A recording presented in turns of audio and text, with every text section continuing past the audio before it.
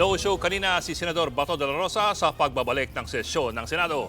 Kasunod yan ng balibalitang pinaaresto siya ng International Criminal Court or ICC.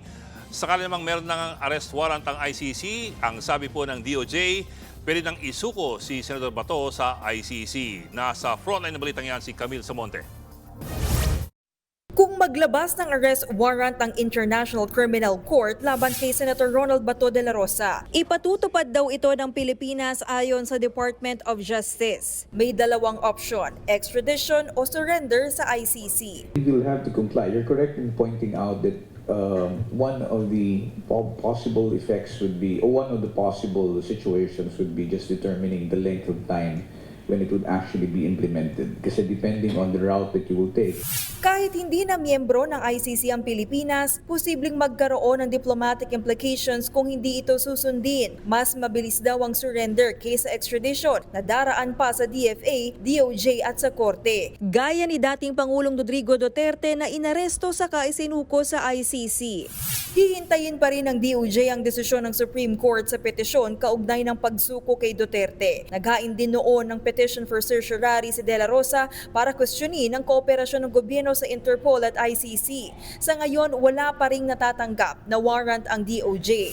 Pero nanindigan si Ombudsman Boying Rimulya na may arrest warrant talaga ang ICC laban kay De La Rosa. Tatanungin niyo ako kung meron warrant, meron. Nasa telepono ko. I have a copy. Pero hindi pa yan, hindi siya official copy, kaya basta alam ko meron. Wala naman si De La Rosa sa pagbabalik ng sesyon ng Senado. Ayon naman sa mga kapwa niya senador. I hope we can talk just to give him some advice, no. Hindi para magtago, kundi para how to go about facing criminal charges. Kung mag-decide siya magtago, tuturuan ko siya kung paano magtago.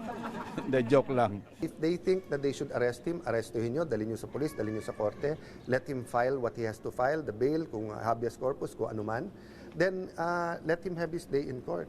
Kasi pag dito magkakatensyon pa tayo eh. Sabi naman ni Senate President Tito Soto, kumukonsulta na siya sa ilang legal expert kung ano ang gagawin ng senador kapag inaresto na si De La Rosa. Pero di niya raw hahayaang maaresto sa loob ng Senado si De La Rosa. Habang nagsisesyon, may darating arestuhin yung senador. Hindi pa ipapayag. Payo naman ni Vice President Sara Duterte, maghanap na si De La Rosa ng abogado na eksperto sa international law. As early as April of this year, nagsabi na rin talaga ako kay Senator Bato de la Rosa na maghanda siya sa kung ano man yung mga posibleng mangyari patungkol sa ICC case. Nauna nang sinabi ng ICC na hindi pa nila makumpirma kung may inalabas ng arrest warrant laban sa senador. Pero ayon kay ICC Assistant to Counsel Attorney Cristina Conti, maaaring sinisikreto ito alinsunod sa mga alituntunin ng korte. Nagbabalita mula sa Frontline, Camille Samonte, News 5. Mga kapatid, Ed Lingaw po, maging maalam at may pakialam sa mga napapanahong balita sa ating bansa. Para sa mas malilimang pagtalakay at paghimay sa mga issue at headlines, mag-follow at mag-subscribe sa social media pages ng News 5.